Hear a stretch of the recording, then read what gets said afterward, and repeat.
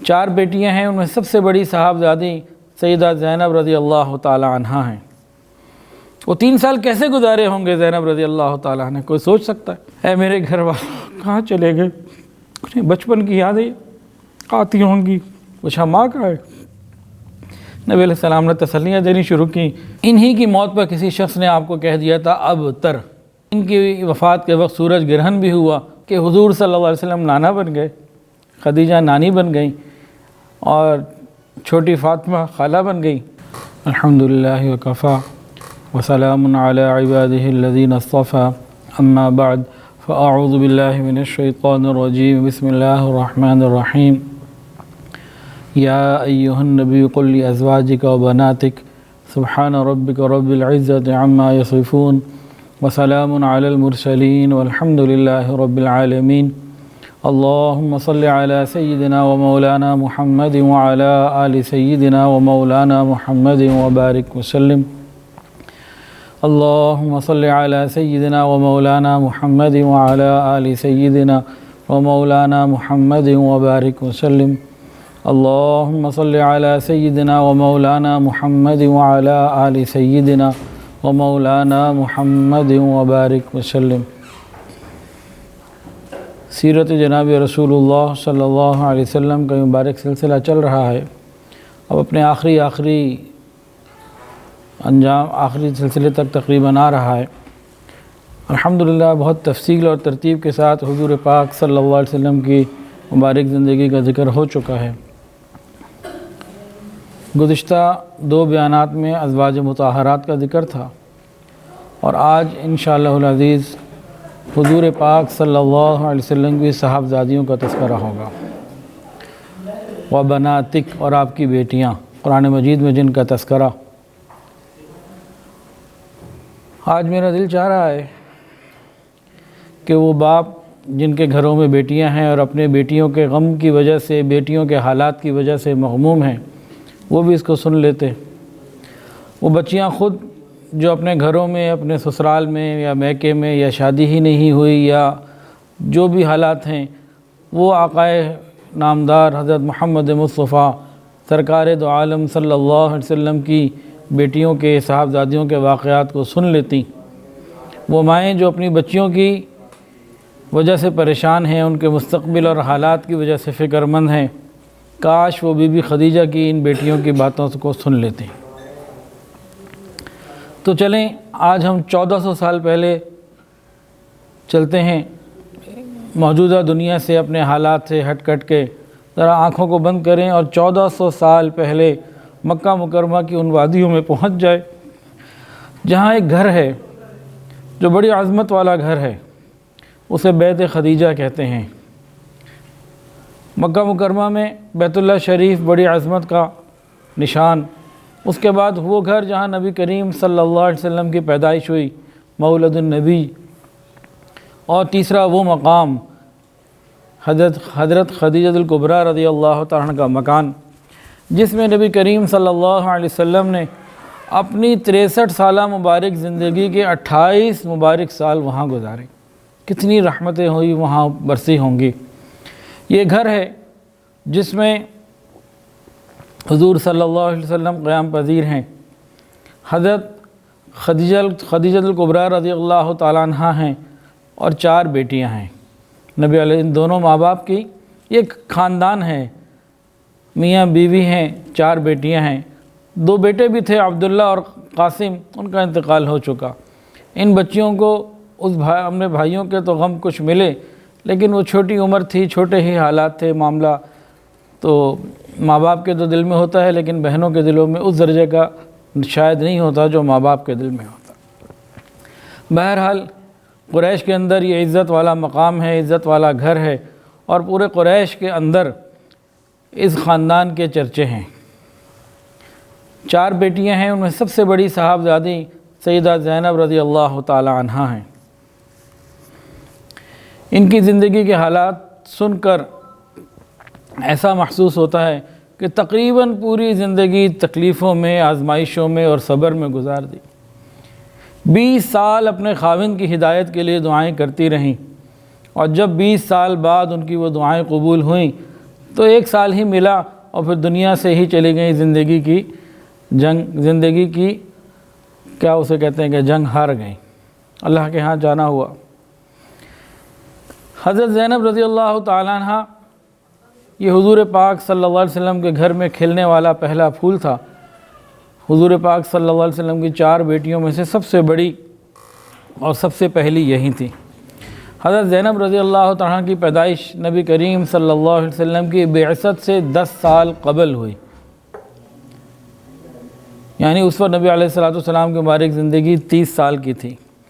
آپ کی پیدائش پر بنی ہاشم کے اندر خوشیوں کی لہر دوڑ گئی، اور کیوں نہ ہوتی، حضور پاک صلی اللہ علیہ وسلم کا مقام قریش کے اندر بہت زیادہ صادق الامین کہلاتے تھے، اور حضرت خدیجہ الکبریٰ رضی اللہ تعالی عنہ وہ تو وہاں پہ طاہرہ مطہرہ اور بڑے اچھے انداز سے تھیں، بڑے عالی خاندان کی تھیں، تو ان کے گھر میں جب بیٹی پیدا ہو جائے تو قریش مکہ کو کیوں خوشی نہ ہوتی، بنی ہاشم کیوں خوش نہ ہوتے۔ اللہ کی شان، حضرت زینب رضی اللہ تعالیٰ عنہ نے نبی علیہ السلام کی پرورش میں وقت گزارا، آپ نے ان کی تربیت کی۔ 9 سال ہی کی عمر تھی، آپ کو گھر کے سارے کام، جو بھی عورت کے اس زمانے میں کام ہوتے تھے، کھانا پکانا، تمام خانہ داری کے امور، ساری چیزیں حضرت خدیجہ الکبریٰ رضی اللہ تعالیٰ عنہ نے آپ کو سکھا دی تھی۔ 9 سال کی عمر میں سارے کام خود کرنے لگ گئی تھی۔ خاندان عالی، ماں باپ عزت والے، اور بچی ہونہار ہو تو رشتے تو آتے ہیں۔ اب پورے بنی ہاشم سے رشتوں کی دوڑ لگ گئی، ہر آدمی یہ چاہتا تھا، سرداروں کے ہاں سے رشتے آتے تھے۔ بہرحال حضرت خدیجہ الکبریٰ رضی اللہ تعالیٰ عنہ کی بہن تھی ہند، ان کی بہن تھی حالہ، ان کے بیٹے تھے ابو العاص رضی اللہ تعالیٰ عنہ۔ ان کا رشتہ آیا تو بھانجے کے ساتھ حضرت خدیجہ الکبریٰ رضی اللہ تعالیٰ نے رضامندی کا اظہار کیا، اور رسول اللہ صلی اللہ علیہ وسلم کو بھی عرض کیا کہ یہ زینب کے لیے رشتہ ہے، اگر آپ بھی قبول فرما لیں۔ حضور پاک صلی اللہ علیہ وسلم جانتے تھے ابو العاص رضی اللہ، اس وقت مسلمان نہیں تھے، ابو العاص بن ربی، تو ان کے مقام کو، وہ بھی ایک تاجر تھے، اعلیٰ خاندان کے تھے، بہت قریبی 4تھی 5ویں پشت نبی علیہ السلام سے حسب نسب بھی مل رہا تھا، اور یہ کہ کزن بھی تھے حضرت زینب کے، اور حضرت خدیجہ کے بھانجے تھے، تو بہت ساری نسبتیں تھیں۔ تو حضور پاک صلی اللہ علیہ وسلم نے خوشی کا اظہار کیا کہ بیٹی کا رشتہ اچھی جگہ سے آ جائے، تو آپ نے اللہ کا شکر ادا کیا اور بات کو کہا ہاں ٹھیک ہے، لیکن کہا میں ذرا زینب سے بھی تو پوچھ لوں، بھئی اس سے بھی تو پوچھنا چاہیے، باپ کو چاہیے کہ بیٹی سے پوچھے۔ تو حضور پاک صلی اللہ علیہ وسلم کے پاس ابو العاص بھی ملنے آئے، تو نبی علیہ السلام ان سے بڑی گرم جوشی سے ملے، خوشی سے ملے، اور کہا کہ بھئی ذرا میں بیٹی سے بھی پوچھتا ہوں۔ اندر آئے اپنی بیٹی سے، باپ نے بیٹی سے پوچھا، زینب تمہارے لیے ایک رشتہ آیا ہے، تمہاری ماں بھی راضی ہے، تمہارا باپ بھی راضی ہے، تم بتاؤ تم کیا کہتی ہو۔ نبی علیہ السلام کو یہ تو امید تھی کہ اونچی آواز نہیں آئے گی، آپ نے کان بھی متوجہ کر کے جیسے قریب کرنا ہوتا ہے کہ بھئی آہستہ آواز سے بھی جو بات آئے اس کو میں سن لوں، لیکن بی بی زینب رضی اللہ تعالیٰ عنہ ایک باحیا باپ کی باحیا بیٹی تھی، خاموش ہی رہیں۔ ان کی مسلسل خاموشی یہ رضامندی کا اظہار تھا۔ نبی علیہ السلام خوش ہوئے اور جا کے سب کو اطلاع دے دی کہ ہاں میری بیٹی بھی رضامند ہے۔ قریش مکہ نے ابو العاص کو بھی رضی اللہ تعالیٰ عنہ، ان کو بھی امین کا لقب دیا ہوا تھا، اور وہ بھی امین تھے، تو امین کا رشتہ امین کی بیٹی سے آیا، یوں بھی کہہ لیجئے۔ خیر، اس رشتے کی مکہ مکرمہ میں بڑی شہرت ہوئی، اور کیوں نہ ہوتی، گھرانہ ہی ایسا تھا، ہر چیز، ہر جو ہے نا معاملہ بہترین تھا۔ خیر، رخصتی بھی ہو گئی، شادی بھی ہو گئی، اور یہ زندگی خوشیوں بھرا گھرانہ چل رہا تھا۔ اس گھر میں حضور تھے، امی خدیجہ تھیں، 4 بیٹیاں تھیں، ایک کی شادی ہو گئی، تو اس خدیجہ کے گھر میں کتنے رہ گئے؟ ایک بندہ کم ہونے کے بعد 5 افراد رہ گئے، اور وہ اپنے گھر میں چلی گئیں اور خوشیوں بھری زندگی گزارنے لگیں۔ ایک دن اس گھر کو پیغام ملا کہ حضور صلی اللہ علیہ وسلم نانا بن گئے، خدیجہ نانی بن گئیں، اور چھوٹی فاطمہ خالہ بن گئی، اور ام کلثوم اور رقیہ یہ بھی خالہ بن گئیں۔ تو اتنی خوشی ہوئی سب لوگوں کو، اور اللہ رب العزت نے ایک بیٹی جو ہے وہ عطا کی، امامہ۔ ان کے بڑے واقعات ہیں، نبی علیہ السلام نے ان سے بڑی محبت کی، بہت تعلق دیا، اور حضرت فاطمہ الزہرا رضی اللہ تعالیٰ عنہ نے اپنی دنیا سے جانے سے پہلے، وفات سے پہلے وصیت کی، حضرت علی کو کہا کہ میری وفات کے بعد میری بڑی بہن زینب کی بیٹی امامہ سے نکاح کر لینا، وہ میرے بچوں کے لیے میری قائم مقام ثابت ہوگی۔ تو بڑی شان والی تھی۔ اس کے بعد اللہ رب العزت نے اس جوڑے کو ایک بیٹا بھی دیا، حضرت علی رضی اللہ عنہ کا نام رکھا گیا، علی بن ابو العاص رضی اللہ تعالیٰ عنہ۔ بہرحال یہ زندگی چلتی رہی، یہاں تک کہ حضور پاک صلی اللہ علیہ وسلم کی اپنی مبارک عمر 40 سال آ گئی، 40 سال ہو گئی۔ غار حرا سے وہ پیغام آیا قرآن مجید کا، اللہ کا پیغام آیا، اور بس یہ حضرت زینب رضی اللہ تعالیٰ عنہ کی اس طویل آزمائشوں کا اور مشقتوں کا ایسا سلسلہ شروع ہوا کہ ہر آزمائش، آج کا باپ اپنی بیٹی کو سامنے رکھ کے ذرا غور سے سنیں، آج کی ماں اپنی بیٹی کو سامنے رکھتے ہوئے اس کو غور سے سنیں، آج کی بچیاں اپنے آپ کو سامنے رکھتے ہوئے آقائے دو جہاں کی بیٹی کو سامنے رکھتے ہوئے ذرا تقابل کریں اور ان باتوں کو سنیں۔ کیا کچھ نہیں ہوا۔ حضرت زینب رضی اللہ تعالیٰ عنہ نے اتنی آزمائشیں دیکھیں کہ ساری زندگی آزمائشوں اور تکلیفوں میں گزر گئی، اور جب تکلیفوں کے دن مکمل ہو گئے، جب تکلیفوں کے دن مکمل ہو گئے تو زندگی کی جنگ ہار گئیں، اللہ رب العزت سے ملاقات کے لیے چلی گئیں، سب غموں کو چھوڑ کر۔ پہلی بڑی آزمائش کیا آئی؟ اللہ اکبر کبیرہ۔ نبی علیہ السلام نے جیسے ہی اعلان کیا نا، میں نبی ہوں، ایمان لاؤ مجھ پر، کلمہ پڑھو، قولوا لا الہ الا اللہ، حضرت خدیجہ الکبریٰ رضی اللہ تعالیٰ عنہ اور چاروں صاحبزادیاں فوری طور پر کلمہ پڑھ کے مسلمان ہو گئی۔ اب نبی علیہ السلام گھر میں ہیں، بی بی خدیجہ گھر میں ہیں، تینوں بیٹیاں گھر میں ہیں، تو گھر کی بات ہے، لیکن حضرت زینب تو اگلے گھر جا چکی ہیں، سسرال میں ہیں، بچے بھی ہیں۔ اب آپ نے اپنے شوہر کو کتنی دفعہ کہا ہوگا کہ ابو العاص تم بھی کلمہ پڑھ کے مسلمان ہو جاؤ، آپ بھی مسلمان ہو جائیے، لیکن ابو العاص نے کہا اگر میں نے کلمہ پڑھ لیا، دنیا کہے گی کہ بیوی کی بات مان لی، اور بیوی کے کہنے میں آ کے خاندان کی غیرت، حمیت سب کچھ چھوڑ دیا، تو میں تو نہیں کلمہ پڑھ سکتا۔ اب ذرا غور کیجئے کہ شوہر کافر ہو اور اس کے گھر میں رہنا ہو، اور ادھر والد مسلمان ہو، تو کتنا بڑا غم ہوگا اور کتنی بڑی تکلیف ہوگی، اور یہیں سے ان کی ہدایت کی دعائیں کیوں نہ شروع کی ہوں گی کہ یا اللہ میرے شوہر ابو العاص کو بھی ایمان عطا فرما۔ بتائیں جی کی ہوں گی کہ نہیں کی ہوں گی؟ کہ ہو ہی نہیں سکتا کہ دعائیں نہ کی ہوں۔ اب حضرت زینب رضی اللہ تعالیٰ کی کیفیت کیا ہے کہ کافر شوہر کے گھر میں ہیں، سسرال کافر ہے اور میکہ مسلمان ہے۔ اب دوسری آزمائش کیا ہوتی ہے، ادھر غور کیجئے۔ حضور صلی اللہ علیہ وسلم یعنی والد محترم پر کفار مکہ جب ظلم ڈھاتے، آپ کچھ بھی نہ کر سکتے۔ آپ تو جس سسرال میں ہیں، جس خاوند کے ساتھ ہیں، وہ تو خود مسلمانوں کا دشمن، اور ایک اکیلی غلط بچی اکیلی کرے بھی تو کیا کر سکے۔ تو یہ بھی کیسا عجیب سا زندگی کا وہ فیز ہوگا ان کی کہ خاوند دشمن ہے مسلمانوں کا، اور والد کے اوپر تکلیفیں آ رہی ہیں، وہ مسلمانوں کے اوپر بھی، والد کے اوپر بھی، کس طریقے سے انہوں نے وہ وقت گزارا ہوگا۔ پھر ایک اور آزمائش جو اس سے بھی شاید بڑی آزمائش ہے کہ حضرت زینب رضی اللہ تعالیٰ کو جب معلوم ہوا ہوگا کہ میرے شوہر، میرے شہر والوں نے میرے والد کو، میری ماں کو، میری تینوں بہنوں کو شعیب ابی طالب میں 3 سال کے لیے قید کر دیا۔ اب گھر میں کھانے پینے کو ساری چیزیں ہیں، ابو العاص ایک سردار ہیں، کھانے پینے والے، کھاتے پیتے تھے، گھر میں ساری نعمتیں موجود ہیں، اور لیکن 3 سال ماں باپ، بہنیں، مسلمان سب ایک قید کے اندر ہیں، جنہیں کھانے کو بھی کچھ نہیں مل رہا۔ وہ 3 سال کیسے گزارے ہوں گے زینب رضی اللہ تعالیٰ نے، کوئی سوچ سکتا ہے؟ تو بہرحال وہ 3 سال بھی انہوں نے غور گزارے ہوں گے، اپنی آنکھوں سے کافروں کے ظلم کو دیکھا، ان کے گھر میں کافروں کا آنا جانا، اور والد اور شوہر وہ کافر، تو وہ تو خوش ہوتے تھے نبی علیہ السلام کی تکلیفوں کے اوپر، کفار تو خوش ہوتے تھے۔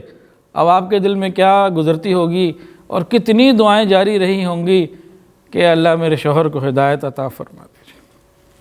اللہ اللہ کر کے یہ 3 سال کا جو حصار تھا نا، یہ ختم ہوا۔ اس حصار میں کون کون تھا؟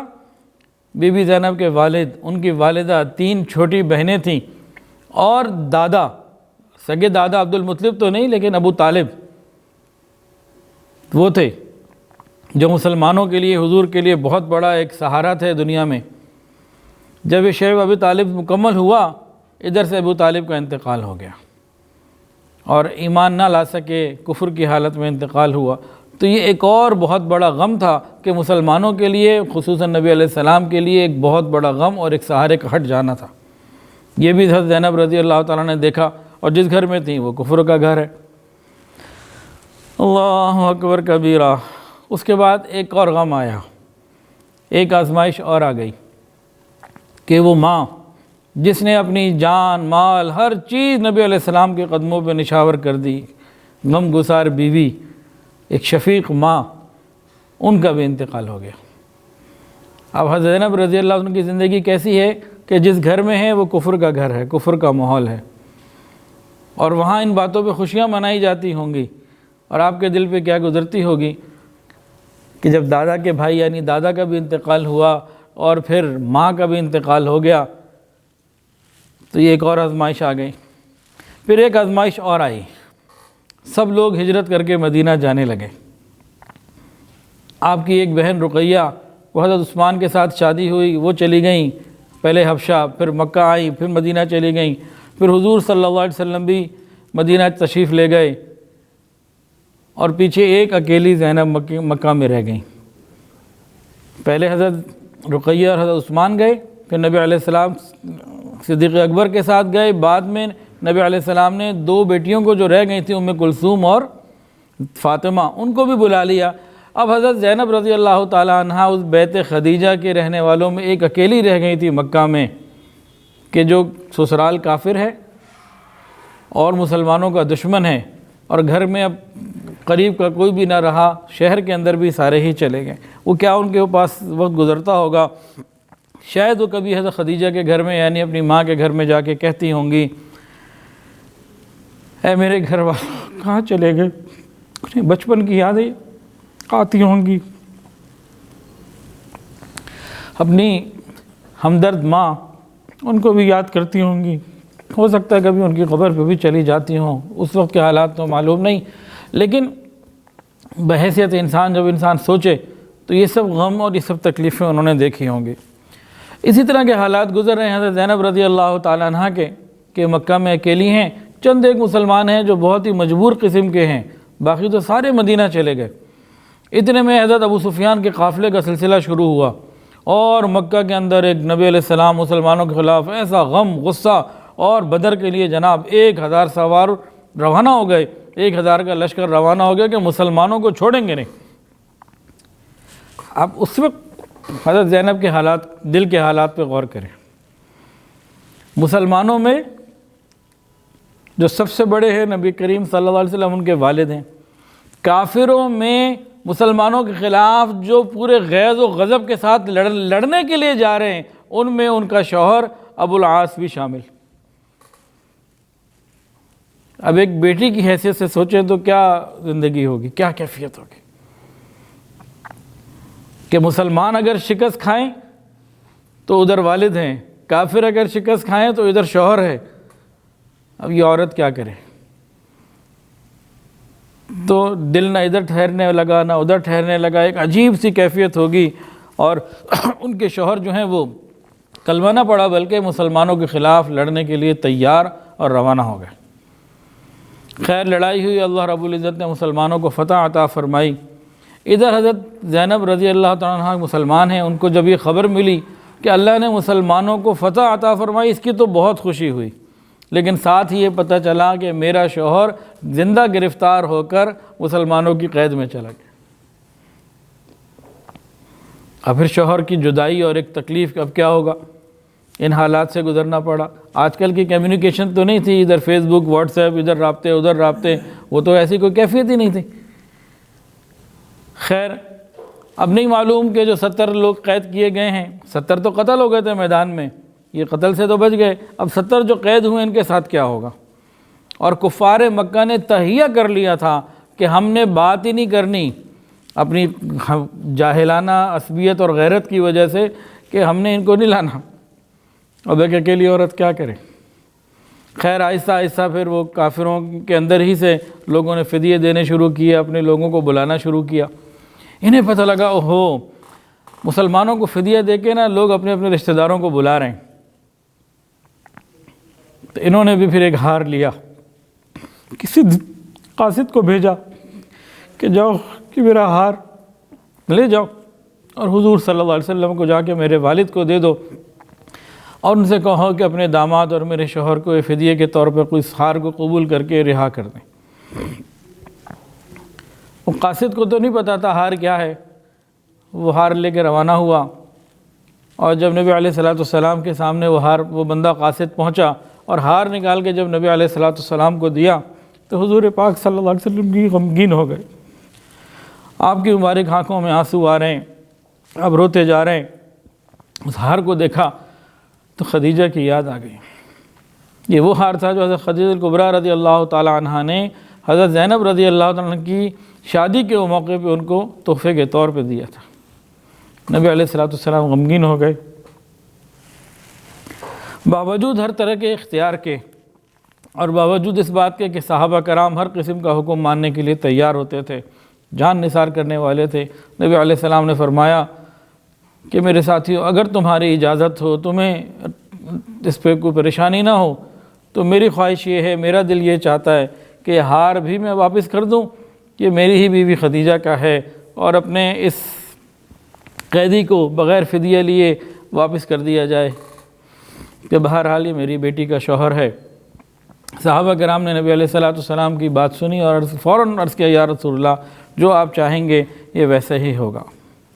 اب نبی علیہ السلام نے ابو العاص کو کہا دیکھو تم مسلمان ہو اور تم کافر ہو وہ مسلمان۔ نبی علیہ السلام نے ابو العاص سے کہا کہ دیکھو تم کافر ہو وہ مسلمان، اب یہ جوڑ ممکن نہیں، اب جاؤ مکے اور میری بیٹی کو واپس بھیج دو۔ اب ذرا غور کریں ایک بیٹی کی پوزیشن پہ بیٹھ کے کہ بیٹی نے ہار بھیجا کہ شوہر واپس آ جائے، اور بیٹی کی کتنی دعائیں ہوں گی کہ شوہر کلمہ ہی پڑھ لے۔ اب شوہر واپس آیا تو خوشی بھی ہوئی ہوگی کہ الحمدللہ ہار بھیجا تھا شوہر آ گیا، اب شوہر کو دیکھ کے خوشی ہوئی ہوگی کہ نہیں ہوئی ہوگی، لیکن شوہر نے پہلی ہی ملاقات میں کہا اب ہماری تمہاری جدائی آ گئی، اب ساتھ نہیں رہ سکتے، تم مسلمان ہو اور میں کافر ہوں۔ نبی علیہ السلام نے بتایا کہ مسلمان اور کافر کا جوڑ اب نہیں ہو سکتا، تمہیں مدینہ بلایا ہے، اب اسلام کا حکم یہی ہے۔ حضرت زینب نے کتنی کوشش کی ہوگی کہ بھی تم بھی کلمہ پڑھ کے مسلمان ہو جاؤ، ساتھ ہی مدینے چلو، ساتھ ہی چلتے ہیں، لیکن وہ نہ مانا کہ نہیں کسی صورت یہ نہیں ہو سکتا۔ ہاں میں نے وعدہ کیا ہے تم جاؤ، تمہیں جانا ہے، اسلام کا حکم بھی یہی ہے، تمہارے والد بھی بلا رہے ہیں، مسلمان بھی سارے وہیں ہیں، تم جا سکتی ہو، تم نے جانا ہے جاؤ۔ حضرت زینب رضی اللہ تعالی عنہ کیسی کیفیت کے ساتھ روانہ ہوئی ہوں گی، اس آس کے ساتھ روانہ ہوئی ہوں گی کہ کاش کہ یہ شوہر دوبارہ مسلمان ہو جائے اور پھر یہ جدائی پھر محبت میں اور ملاپ میں تبدیل ہو جائے۔ یہ کیفیت کو ایک عورت زیادہ اچھے طریقے سے محسوس کر سکتی ہے، یا کوئی باپ اپنی بیٹی کے لیے محسوس کر سکتا ہے، یا کوئی ماں اپنی بیٹی کے لیے۔ تو ان واقعات کو جو ہے نا اس تناظر میں جب غور کریں گے تو کیفیت کچھ اور ہوگی۔ اللہ اکبر کبیرہ۔ بہرحال حضرت زینب رضی اللہ تعالی عنہ نے دل پہ پتھر رکھا اور کہا ٹھیک ہے کہ میں اسلام کا حکم سر آنکھوں پر، اب میں یہاں سے مدینہ جاتی ہوں، تاہم آپ کے لیے دعا کرتی رہوں گی، اللہ آپ کو بھی کلمہ عطا فرمائے، آپ کا انتظار رہے گا، آپ کے لیے دعائیں کرتی رہوں گی۔ خیر اب آپ روانہ جب ہونے لگیں تو نبی علیہ السلام نے مکہ کے باہر کچھ لوگ بھیج دیے تھے، زید بن حارثہ اور کچھ لوگ، کہ بھئی میری بیٹی کو لے آؤ۔ ادھر سے حضرت یہ ابو العاص، یہ تو مسلمان بعد میں ہو گئے تھے، اس وقت نہیں تھے، ابو العاص رضی اللہ عنہ نے انتظام کیا، اپنے بھائی کنانہ کو کہا کہ بھئی تم جاؤ اور اپنی بھابھی میری بیوی کو مکہ کے باہر فلانی جگہ تک پہنچا دو، وہاں صحابہ موجود ہیں، لے جائیں گے۔ اب دن دہاڑے کا وقت ہے، یہ لوگ روانہ ہوئے، چھوٹا سا قافلہ تھا۔ ادھر سے مکہ کے جو بدماش لوگ تھے، کچھ سردار، انہیں پتہ لگ گیا، یہ تو جناب آگے راستے میں کھڑے ہو گئے، ابھی یہ گھر سے نکلی ہیں اپنے کہ مدینہ جائیں، راستے میں ایک اور آزمائش استقبال کر رہی تھی۔ کتنی بڑی بڑی آزمائشیں آ رہی ہیں، کن کو؟ حضور پاک صلی اللہ علیہ وسلم کی صاحبزادی کو۔ ایک اور جو آزمائش آئی وہ کیا تھی؟ یہ آزمائش تو انتظار میں ڈیرے ڈالے کھڑی ہوئی تھی راستے میں۔ مکہ کے سردار آ گئے، کہا یہ تم کیا کر رہے ہو؟ اپنے دشمن کی بیٹی کو بھیج رہے ہو؟ ہم تو بہت کچھ کروا سکتے ہیں، یہ تو ان کی کمزوری ہمارے ہاتھ ہے، یہ نہیں ہو سکتا۔ اب حضرت زینب رضی اللہ تعالیٰ عنہ اس وقت حاملہ بھی تھی اور ایک اونٹنی کے اوپر سوار تھی۔ تو وہیں رشتہ داروں میں ایک شخص تھا حبار ابن اسود، اس نے جو اونٹنی کے اوپر تلوار ماری نا، اونٹنی بتکی اور حضرت زینب رضی اللہ تعالیٰ عنہ، اونٹنی کی کتنی ہائٹ ہوتی ہے، 5-4 فٹ 6 فٹ، اس ہائٹ سے نیچے زمین پہ گریں۔ ایک عورت جب 6 فٹ نیچے گرے اور نیچے پتھریلی جگہ ہو تو کیا ہوتا ہے؟ وہی ہوا، مسکیریج ہو گیا۔ اب کافروں نے دیکھا کہ بھئی ان کا ذرا انتقام کچھ ٹھنڈا ہوا، عورت کو بھی دیکھا کہ بھئی عورت زیادہ اس طریقے سے تکلیف میں ہے، اور ساتھ یہ جو ڈیل ہوئی نا کہ بھئی دیکھو دشمن کی بیٹی ہے، تم اس طرح دن دہاڑے لے جاؤ گے نا تو ہمیں تو یہ سمجھ میں نہیں آتا، جی لے جانا بھی ہے تو چپکے سے لے جاؤ، خاموشی سے لے جاؤ، تاکہ ہم کسی کو کیسے ہو سکیں بھئی چھپکے ہوئے، ہمیں کیا پتہ۔ خیر یہ لوگ واپس آ گئے۔ چند دن کے بعد یا 1-2 دن کے کچھ وقت کے بعد حضرت زینب رضی اللہ تعالیٰ کو دوبارہ پھر رات کے موقع پہ بھیجا گیا، اور وہ جہاں مسلمان موجود تھے انتظار میں ان کے حوالے کیا۔ اس کے بعد زینب رضی اللہ تعالیٰ عنہ حضور پاک صلی اللہ علیہ وسلم کے پاس مدینہ طیبہ پہنچی۔ اس حال میں تقریباً 8 یا 9 دن کا یہ سفر تھا مکہ سے مدینہ کی طرف، راستے میں کوئی خدمت کے لیے عورت ساتھ نہیں، مس کیریج ہوا ہے، اور اس تکلیف اور شدید تکلیف کے عالم میں یہ آپ نے اونٹ کے اوپر باقاعدہ ایک سفر کیا۔ تو یہ جو والا سفر خود ایک بہت بڑی مشقت، اور پراپر علاج اور پراپر آرام نہ ہو جانے کی وجہ سے یہ زندگی بھر یہ تکلیف ختم نہیں ہوئی، اور آپ کی وفات بھی اسی زخم کے دوبارہ تازہ ہو جانے سے ہوئی۔ اسی وجہ سے آپ کو بہت سارے علماء شہیدہ لکھتے ہیں کہ یہ زخم اللہ کے راستے میں لگا اور یہی زخم وفات کا ذریعہ بنا اپنے وقت کے اوپر۔ بہرحال حضرت زینب رضی اللہ تعالیٰ عنہ جب مدینہ طیبہ پہنچ گئیں، نبی علیہ السلام نے جب ان کی تکلیف کو دیکھا، جب پہنچی مدینہ تو انتہائی تکلیف کی حالت میں تھیں۔ آقا صلی اللہ علیہ وسلم کی مبارک آنکھوں میں بھی آنسو آ گئے۔ فرمایا کہ یہ میری بہترین بیٹی ہے اور اسے اسلام کی خاطر بہت قربانیاں دینی پڑی ہیں، آزمائشیں اس کے اوپر آئی ہیں۔ بہرحال نبی علیہ السلام کے زیر سایہ وہاں رہنے لگیں۔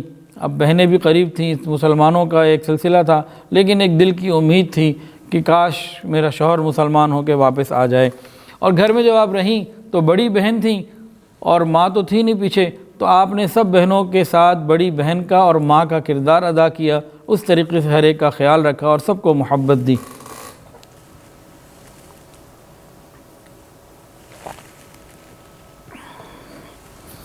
غزوہ بدر کے بعد آپ کا مدینہ آنا ہوا۔ چند سال اسی طریقے سے گزرے، جس میں غزوہ احد بھی ہوا، خندق بھی ہوا، اور باقی سارے معاملات سب گھر والوں کے ساتھ آپ نے ان کو دیکھا، فیس کیا معاملات کو۔ ایک دن کیا ہوا، 7 یا 8 ہجری ہے غالباً، 7 ہجری، حضور پاک صلی اللہ علیہ وسلم مسجد نبوی شریف میں نماز پڑھا رہے ہیں۔ نماز پڑھنے کے بعد یا فجر کی نماز کے دوران، وہ جو نماز کا جو وقت تھا، اچانک نبی علیہ السلام نے اور صحابہ کرام نے ایک آواز سنی۔ حضرت زینب رضی اللہ عنہ کی آواز تھی، بلند آواز، اے لوگو میں نے ابو العاص کو پناہ دے دی۔ اے لوگو، اے مسلمانوں، میں نے ابو العاص کو پناہ دے دی۔ ہوا کیا تھا؟ یہ ابو العاص تجارتی قافلے لے کے جاتے تھے، اور اس دفعہ کافروں کا بڑا مال جمع کر کے نا اکٹھا کر کے بھی سب کو سب کا دیں گے نفع، اور اپنے پاس رکھیں گے، تو یہ لے کے گئے۔ مسلمانوں کو پتہ لگا، زید بن حارثہ رضی اللہ عنہ نبی علیہ السلام نے بھیجا، 170 سوار تھے، وہ جا کے ان لوگوں کو جو ہے وہ جا کے ان سے مقابلہ ہوا، سارا مال جو ہے وہ قبضے میں لے لیا۔ اور حضرت ابو العاص رضی اللہ عنہ مسلمان نہیں تھے، یہ مسلمانوں کی قید میں آ گئے۔ اب یہ سب لوگ مدینہ آنے لگے، انہوں نے مسلمانوں کی قید سے کسی طرح نکلے اور سیدھا مدینہ طیبہ پہنچے، اور گئے اور اپنی بیوی کے گھر جا کے پہنچے، اور جا کے کہا کہ بھئی یہ سب کچھ ہوا ہے، مجھے پناہ چاہیے۔ حضرت زینب رضی اللہ تعالیٰ عنہ نے اپنے شوہر کے پناہ کا باقاعدہ اعلان کیا۔ نبی علیہ السلام نے پوچھا، لوگوں تمہیں بھی کوئی آواز آئی ہے جو میں نے سنی ہے؟ مجھے نہیں پتہ یہ کہاں سے آئی، تم نے بھی ابھی سنی ہے، میں نے بھی ابھی سنی ہے۔ پھر نبی علیہ السلام حضرت زینب کے پاس گئے، کہا بیٹی یہ کیا ہوا معاملہ؟ تو حضرت زینب نے بھی عجیب بات کہی، روتے ہوئے فرمانے لگی، یا رسول اللہ اگر ابو العاص قریبی رشتہ دار ہیں تو خاندان کے ہیں، اگر دور کے رشتہ دار ہیں تو بہرحال میرے بچوں کے باپ تو ہیں نا، میں نے انہیں پناہ دے دی ہے۔ حضور پاک صلی اللہ علیہ وسلم نے بیٹی کی جب یہ بات سنی تو آپ نے اس پناہ کو قبول فرما لیا اور صحابہ کو فرمایا کہ بھئی میں نے ان کی پناہ کو قبول کر لیا ہے، اب یہ ابو العاص پناہ میں ہیں۔ ادھر سے وہ صحابہ جو مال لے کر تجارتی قافلے کا تھا ابھی بعد میں پہنچے، یہ پہلے اکیلے پہنچ گئے تھے، انہیں پتہ لگا کہ حضور پاک صلی اللہ علیہ وسلم کی بیٹی نے اپنے شوہر کو پناہ دے دی ہے، نبی علیہ السلام نے اس کو قبول فرما لیا ہے، تو انہوں نے کہا اچھا اس میں جتنا مال ہم نے لیا ہے یہ سارے کا سارا ہم واپس ابو العاص کو دیتے۔ اب ابو العاص نے چند دن مسلمانوں کے ہاں جو رہے، ان کے حالات دیکھے، وہ جو دل کے اندر کوئی تھوڑی بہت بات تھی نا جو ایمان لانے نہیں دے رہی تھی، وہ اللہ نے دور کر دی، بالکل دل صاف ہو گیا۔ انہوں نے اب کیا کیا، ابو العاص نے مال واپس لیا، مکہ پہنچے، مکہ پہنچ کے ون بائی ون ایک ایک کو، بھئی تمہارا اتنا بنتا ہے تم یہ لو، تم کھاتے کھولے، ایک ایک کو ایک ایک کا حق ادا کیا، ایک ایک چیز ادا کر دی۔ سب لوگوں نے بڑی تعریف کی، بھئی آپ بڑے امین ہیں، آپ نے بہت مہربانی کی، اور سب نے ان کا پرتپاک استقبال کیا اور بڑا آنر ان کو ملا۔ سب کچھ کے بعد انہوں نے کہا دیکھو سارے مکے والے بڑے بڑے لوگ موجود تھے جن کی انویسٹمنٹس ان کے پاس نہیں، وہ سب موجود تھے۔ کہا بھئی دیکھو کسی کا کوئی پیسہ میرے اوپر باقی تو نہیں؟ انہوں نے کہا نہیں کچھ باقی نہیں ہے، ہم نے آپ کو معاملات میں بہترین پایا ہے۔ جب یہ سب کچھ اعلان کروا لیا نا، پھر کہنے لگے لوگوں اب گواہ ہو جاؤ، میں کلمہ پڑھتا ہوں، مسلمان ہوتا ہوں، اشہد ان لا الہ الا اللہ اشہد ان محمد عبدہ ورسولہ۔ پھر کہا اگر میں پہلے مسلمان ہو جاتا ہو سکتا ہے تم میں سے کوئی اٹھ کے کہہ دیتا کہ مال کی خاطر مسلمان ہوا، مال کھا گیا، اب کوئی ایسی بات نہیں رہی، اب میں مدینے جا رہا ہوں۔ اللہ اکبر کبیرہ۔ حضرت ابو العاص رضی اللہ تعالیٰ عنہ کلمہ پڑھ کے مدینہ آئے، نبی علیہ السلام کو اپنے ایمان کی اسلام کی خبر دی، اور پھر کہا کہ اپنی بیوی کے پاس جانا چاہتا ہوں۔ اب دونوں روایتیں ہیں، ایک روایت میں ہے کہ آپ نے اس نکاح کو برقرار رکھا، اور ایک روایت میں ہے کہ دوبارہ نکاح کیا گیا۔ تمام صورتوں میں، دونوں صورتوں میں بات ایک ہی ہے کہ وہ اپنی بیوی کے پاس آ گئے۔ اب یہ حضرت زینب رضی اللہ تعالیٰ کی دعاؤں کو دیکھیں کہ آپ تو نبی علیہ السلام کی پہلی وحی کے فوراً بعد کلمہ پڑھ کے مسلمان ہو گئیں۔ 20 سال کتنی دعائیں کی ہوں گی کہ شوہر بھی مسلمان ہو جائے، آج 20 سال بعد شوہر مسلمان ہو کے آ رہا۔ ہم کہتے ہیں ہماری دعائیں صبح مانگی ہوں ایسے فوراً ہی قبول ہو جائیں، اللہ تعالیٰ کی طرف سے زندگی کے اندر حالات آتے ہیں، اللہ قبول سب فرماتے ہیں، لیکن بہرحال آزمائشیں تو ہوتی ہیں۔ اب کیا پوزیشن ہے کہ اب گھر آپ کا آباد ہو گیا، شوہر بھی مسلمان، والد کے بھی قریب، مسلمانوں کے اندر بھی اب آسانیاں ہی آسانیاں، لیکن یہ جو وقت آپ کو ملا یہ تقریباً صرف 1 سال کا تھا۔ 1 سال کے بعد پھر وہی جو زخم تھا وہ دوبارہ سے تازہ ہوا، تکلیف بڑھی، اور حضرت زینب رضی اللہ تعالیٰ عنہ اللہ رب العزت کے ہاں پہنچ گئے۔ تو یہ حضرت زینب رضی اللہ عنہ کی زندگی کے کچھ واقعات تھے جو ہمیں بتاتے ہیں کہ بیٹیوں کی زندگیوں میں والدین صبر اور تحمل ہی کو آگے رکھتے ہیں۔ حضور پاک صلی اللہ علیہ وسلم کی دوسری صاحبزادی، گلشن نبوت کا بیٹیوں میں دوسرا پھول، سیدہ رقیہ رضی اللہ تعالیٰ عنہ، یہ نبی علیہ السلام کی صاحبزادی ہیں۔ حضرت عثمان غنی رضی اللہ تعالیٰ عنہ کو ذو النورین کا لقب جو ملا، ان میں سے یہ پہلا نور تھی۔ حضرت رقیہ رضی اللہ تعالیٰ عنہ کی شادی کا سلسلہ کیا ہوا، اب حضرت زینب رضی اللہ تعالیٰ عنہ کی تو کزن میرج ہو گئی اور ابو العاص سے شادی ہو چکی۔ اب خاندان قریش کے ہاشمی جو لوگ خاندان تھا تو بڑے ہاشمی سردار نبی علیہ السلام کی خدمت میں آئے۔ اس وقت اسلام نہیں تھا، بہرحال حضور پاک صلی اللہ علیہ وسلم کے پاس آئے اور کہا کہ بھئی آپ نے اپنی بڑی بیٹی ابو العاص کو دے دی، یقیناً وہ بھی بہت اچھا، آپ کی بیٹی تو ہے ہی اچھی، وہ رشتہ بھی ٹھیک ہے، لیکن بہرحال ہم ہاشمی، اس میں ابو لہب بھی آیا تھا۔ ابو لہب کون؟ جو نبی علیہ السلام کا سگا چچا، آپ کی پیدائش کے اوپر ایک باندی بھی خوشی میں آزاد کی۔ تو بڑے بڑے جو ہے نا قریش کے خاندان کے لوگ، ہاشمی خاندان کے، نبی علیہ السلام کے گھر کے بڑے لوگ آئے کہ جی ابو لہب کے 2 بیٹے عتبہ اور عتیبہ سے اپنی 2 بیٹیوں کا آپ نکاح کر دیجئے۔ کن سے؟ حضرت رقیہ اور حضرت ام کلثوم۔ جب یہ خاندان کے لوگ آئے تو حضور پاک صلی اللہ علیہ وسلم نے اس رشتے کو بھی قبول فرمایا اور اپنی 2 بیٹیوں کی حضرت رقیہ کی اور حضرت ام کلثوم کی شادیاں طے کر دیں، نکاح ہو گئے۔ کن سے؟ ابو لہب کے بیٹے عتبہ اور عتیبہ سے۔ اچھا، ایک عجیب بات ہے، حضرت رقیہ رضی اللہ تعالیٰ عنہ، ام کلثوم رضی اللہ تعالیٰ عنہ عمر میں بھی تقریباً برابر، زندگی بھر پل پل ساتھ رہنے والی، ایک دوسرے کا خیال رکھنے والی، ایک دوسرے کو خوش رکھنے والی، ایک یک جان 2 قالب کی ان دونوں کی کیفیت تھی۔ بہرحال یہ دونوں، ان کا بھی نکاح ہو گیا۔ اچھا، زینب رضی اللہ تعالیٰ کا میں نے آپ کو شروع میں بتایا تھا 9 سال کی عمر میں گھر کے کام کاج سارے سیکھ لیے، 10 سال کی عمر سے پہلے نکاح کے پیغامات آنے شروع ہو گئے۔ تو اس زمانے میں یہ 9-10 سال 11 سال میں شادی کا ہو جانا یہ کوئی ایسی الگ بات نہیں تھی، یہ چلتا تھا، سلسلہ ہوتا تھا۔ اور جسم و جسام، بعض لوگوں کی جسامت اور معاملات بھی ایسے ہوتے ہیں کہ عمر تھوڑی ہوتی ہے لیکن اللہ رب العزت برکت دے دیتے ہیں۔ اب یہ نکاح بھی ہو گئے۔ اب کیا ہوا؟ پھر وہی ہوا جب غار حرا میں اللہ کا پیغام آیا، نبی علیہ السلام نے فرمایا قولوا لا الہ الا اللہ۔ اب سارے کے سارے دشمن ہو گئے، اور ان دشمنوں میں بہت بڑا تو ابو لہب خود تھا، جس کے بارے میں تبت یدا ابی لہب یہ پوری صورت آئی، اس کی بیوی ام جمیل۔ یعنی اب یہ 2 ہیں، حضرت رقیہ رضی اللہ تعالیٰ عنہ اور ام کلثوم، ساس سسر دونوں اسلام کے بڑے دشمن۔ ایک روایت میں ہے، جو زیادہ صحیح روایات ہیں ان میں یہ ہے کہ رخصتی نہیں ہوئی تھی، لیکن ایک آدھ جگہ یہ بھی آتا ہے کہ رخصتی ہو چکی تھی۔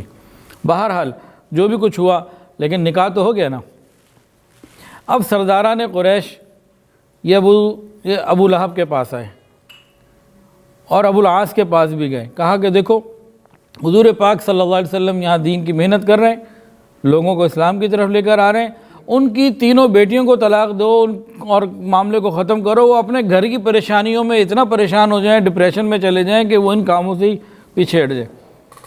تو ابو العاص نے تو منع کر دیا کہ میری بیوی انتہائی خدمت گزار اور بہترین ہے، مجھے اس سے کوئی شکایت نہیں ہے، میرے پاس بچے بھی اللہ نے دے دیے، میں کس بات پہ طلاق دوں، میں تو نہیں دیتا۔ گو کلمہ نہیں پڑھا لیکن طلاق بھی نہیں دی۔ ادھر کیا ہوا؟ ادھر ابو سفیان ابو لہب کے بیٹوں نے پہلے تو منع کر دیا، لیکن باقی اور سرداروں کے کہنے پہ ابو لہب بیٹوں کے خلاف غصے میں آیا، کہنے لگا تم ان کو نہیں رکھ سکتے، اور ابو لہب نے کہا میرا سر تمہارے سر پر حرام ہے، یعنی میں تو تمہارے لیے حرام ہو جاؤں گا اگر تم نے بیٹیوں کو طلاق نہ دی۔ خیر نبی کریم صلی اللہ علیہ وسلم کو یہ غم سہنا پڑا، اور حضرت رقیہ رضی اللہ تعالیٰ عنہ کو بھی یہ غم سہنا پڑا، اور طلاق ہو گئی۔ اس کے کچھ دنوں کے بعد حضور پاک صلی اللہ علیہ وسلم نے حضرت عثمان غنی رضی اللہ تعالیٰ عنہ سے، جو 8ویں نومبر پر مسلمان ہوئے تھے، خلیفہ راشد ہیں، عشرہ مبشرہ میں سے ہیں، حیا کے پیکر ہیں، ان سے حضرت رقیہ رضی اللہ عنہ کا نکاح کر دیا۔ فرمایا کہ اللہ نے مجھے فرمایا، اللہ کا حکم ہے کہ عثمان سے نکاح کرو۔ یہ نکاح جب ہوا تو اہل مکہ وہ تو حسد اور جلن کی وجہ سے شریک بھی نہیں ہوئے، خاندان والے بھی کوئی خاص شریک نہیں ہوئے، بلکہ اس نکاح کی وجہ سے اب حضرت عثمان غنی رضی اللہ عنہ کے اوپر مزید زیادہ تکلیفیں آنی شروع ہو گئیں۔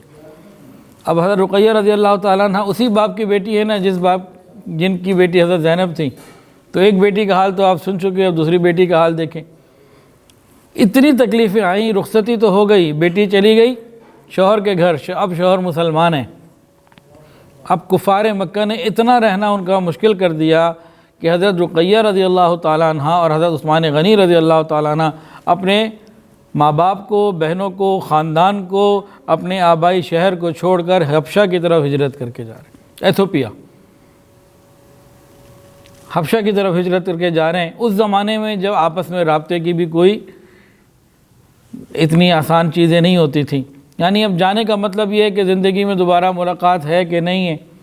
اب حضرت رقیہ کے اوپر کیا وہ غم آیا ہوگا کہ دین کی خاطر ہجرت کرنی پڑی ہے، جانا وہاں ہے جہاں اپنا کوئی نہیں، اور اپنوں کو چھوڑ کے جانا ہے۔ پھر ان کی جاتے ہوئے نبی علیہ السلام سے بھی ملاقات، امی خدیجہ سے بھی ملاقات، باقی بہنوں سے بھی ملاقات، اور اس کے بعد پھر کس دل کے ساتھ وہاں گئی ہوں گی۔ خیر وہاں پہنچیں، لیکن وہاں جا کے ایک جو نا ماں باپ کے ساتھ، بہنوں کے ساتھ، گھر کے ساتھ جدائی کا جو ایک غم تھا، جو اندر ہی اندر ان کو گھلاتا رہا، اور اس کی تکلیف وہ کبھی بھی ختم نہ ہوئی۔ اب یہ لوگ وہاں زندگی گزار رہے تھے جیسی بھی تھی، چل رہا تھا سلسلہ۔ اچانک وہاں خبر مشہور ہو گئی کہ اہل مکہ مسلمان ہو گئے، سب نے کلمہ پڑھ لیا، وہ مسلمان تو خوش ہو گئے، بھی مسئلہ ختم ہو گیا، گھر چلو واپس۔ اب یہ اس غم میں تھیں، اچانک یہ خوشی کی خبر آئی، اب بھائی واپس مکے چلو، تو عثمان غنی رضی اللہ عنہ کے ساتھ واپس آئیں۔ مشکلات کا سفر طے کر کے جب مکہ بھی پہنچے نہیں تھے تو پتہ یہ لگا وہ خبر غلط تھی، جس خبر کو سن کے ہم اتنا سینکڑوں میل یا ہزاروں میل کا سفر کر کے ابھی مکہ آ رہے۔ یہاں ایک اور عجیب غم اور انتظار میں تھا۔ اللہ اکبر کبیرہ۔ حضرت رقیہ رضی اللہ تعالیٰ عنہ جب گھر میں آئیں، یہ رات کے وقت جو ہے نا نبی علیہ السلام کے گھر میں داخل ہوئیں۔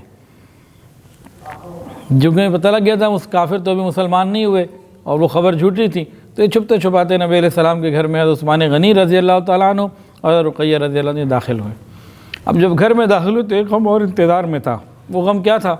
گھر میں آئی ہیں، باپ سے ملاقات ہوئی، دل خوش ہوا، بہنوں سے ملاقات ہوئی، چھوٹی بہنیں تھیں ام کلثوم اور فاطمہ، بیوی فاطمہ تو بہت چھوٹی تھیں، ان سے ملاقات ہوئی، لیکن گھر کا ایک فرد کم ہے۔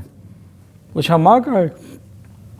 نبی علیہ السلام نے تسلیاں دینی شروع کی تو اندازہ ہو گیا کہ ماں کا تو انتقال ہو چکا۔ تو یہ غم ان کو پھر یہاں پہ ملا۔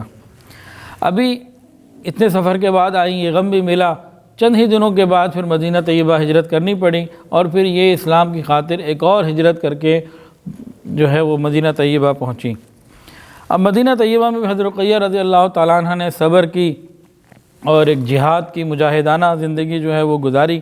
تاہم اللہ رب العزت نے ان کو ایک بیٹا بھی دیا جن کا نام عبداللہ ابن عثمان رکھا گیا۔ حضرت رقیہ رضی اللہ تعالیٰ عنہ اتنے سفر میں اور اتنی تکلیفوں میں بہت کمزور ہو چکی تھیں، اور ان کو مدینہ طیبہ میں 2 ہجری میں بخار ہوا، اور اس زمانے میں مدینہ کا بخار تو بہرحال بہت مشہور تھا۔ حضرت عثمان غنی رضی اللہ تعالیٰ عنہ اس نور کی تیمارداری کے لیے، خدمت کے لیے بالکل تیار ہوتے تھے، ہر طریقے سے تیمارداری کرتے رہے، خیال کرتے رہے۔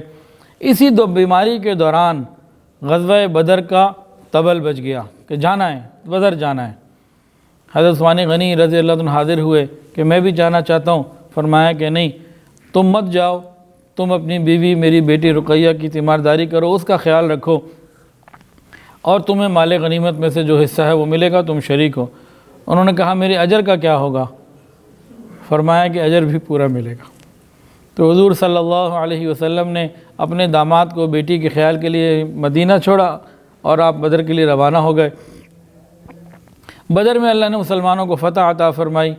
ابھی مسلمان فتح کے بعد مدینہ داخل نہیں ہوئے تھے، ابھی پہنچ ہی رہے تھے تو ادھر ان کا انتقال ہو چکا، ادھر خوشی کی خبر ملی، ادھر یہ قبر سے مٹی جھاڑ رہے تھے۔ تو حضور پاک صلی اللہ علیہ وسلم جو تشریف لائے غزوہ بدر کی فتح کے بعد، تو آپ کی بیٹی حضرت رقیہ رضی اللہ تعالیٰ عنہ کا انتقال اس وقت ہو چکا تھا۔ وہ اپنے رب کے حضور دنیا کے غموں کو چھوڑ کے پہنچ چکے تھے۔ ایک صاحبزادی اور بھی ہیں، تیسری حضرت ام کلثوم رضی اللہ تعالی عنہ۔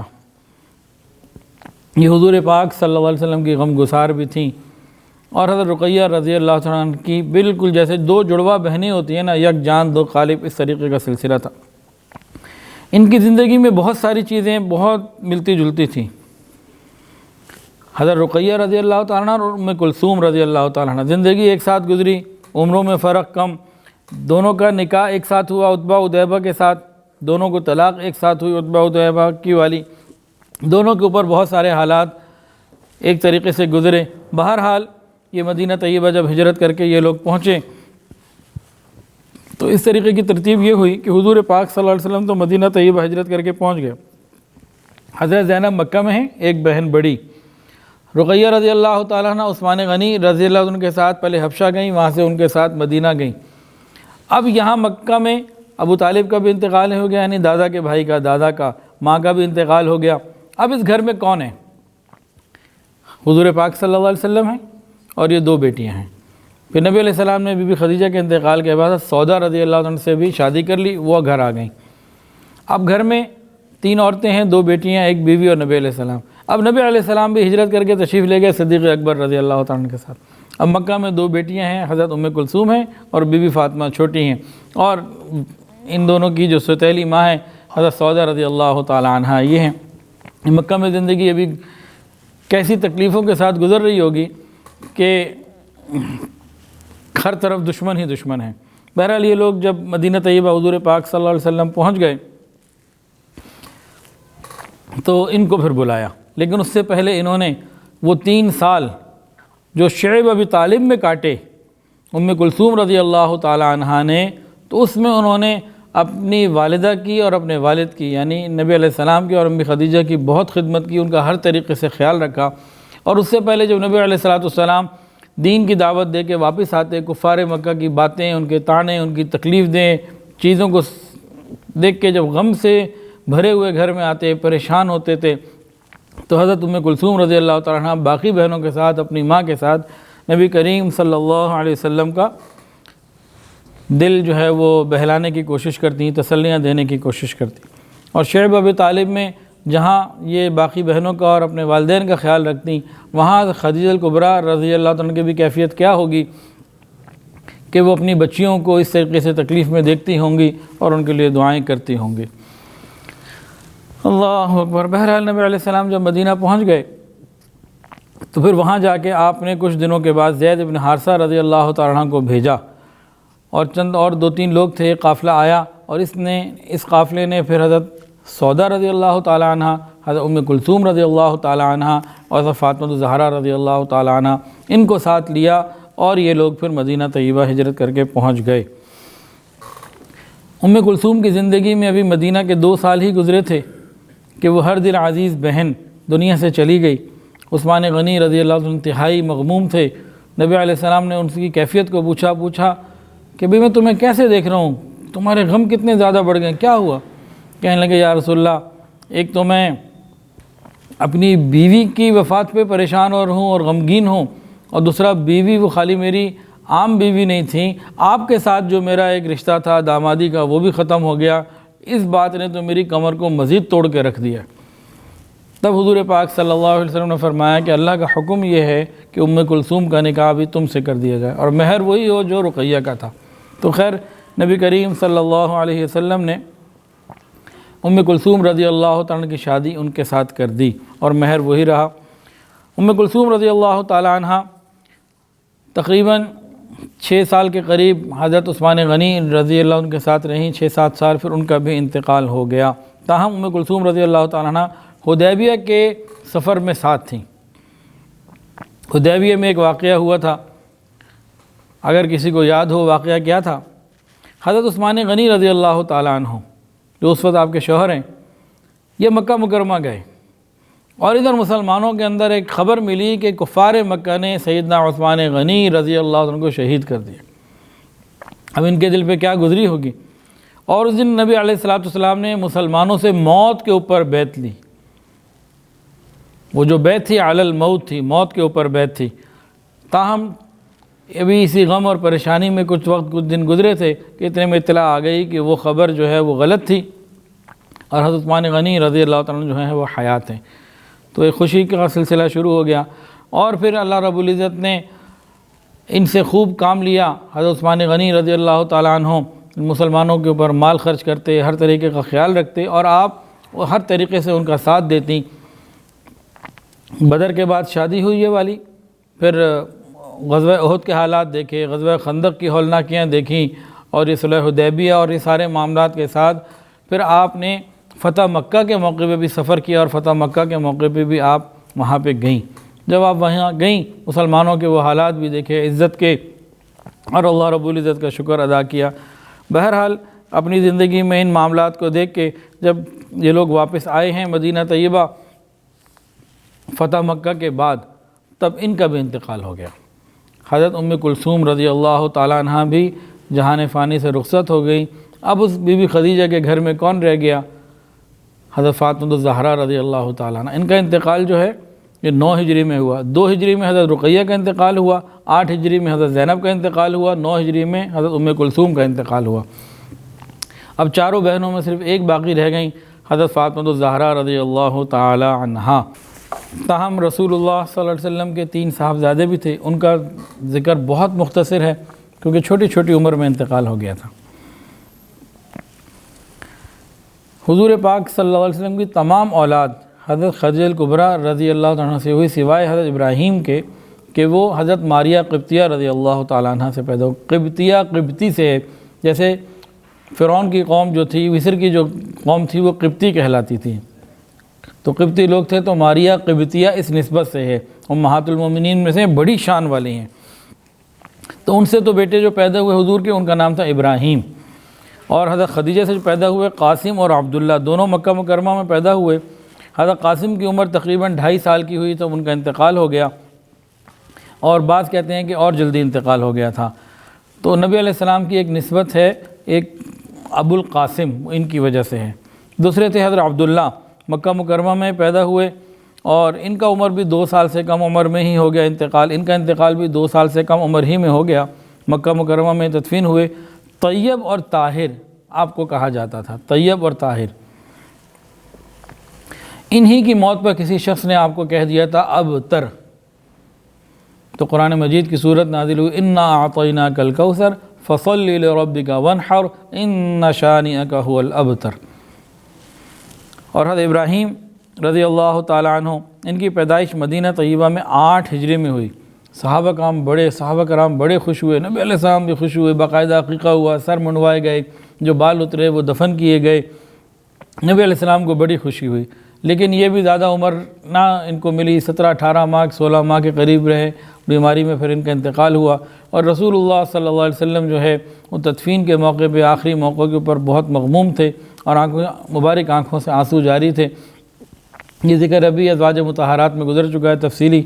تو بہرحال ان کی وفات کے وقت سورج گرہن بھی ہوا، لوگوں نے اس کو اس طرح موسوم کیا حضرت ابراہیم علیہ السلام کے، حضرت ابراہیم رضی اللہ عنہ کے انتقال سے۔ تو نبی علیہ السلام نے فرمایا تو اللہ کی قدرت کی نشانی ہے، کسی کی زندگی، موت اور باقی حالات سے سورج گرہن کا کوئی تعلق نہیں ہے، تو اللہ کی قدرت کی نشانیاں ہیں۔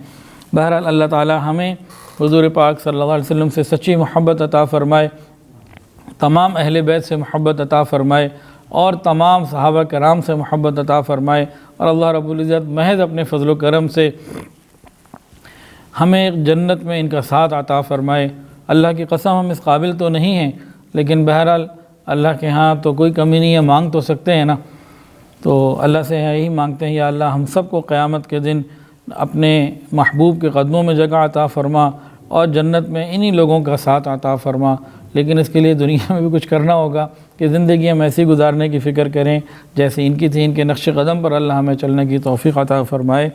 وآخر دعوانا ان الحمدللہ رب العالمین۔ ویڈیو کے نیچے سبسکرائب کے بٹن پہ کلک کریں، بیل کے آئیکن پہ کلک کیجئے تاکہ ہر نئی ویڈیو کی نوٹیفیکیشن آپ کو مل جائے۔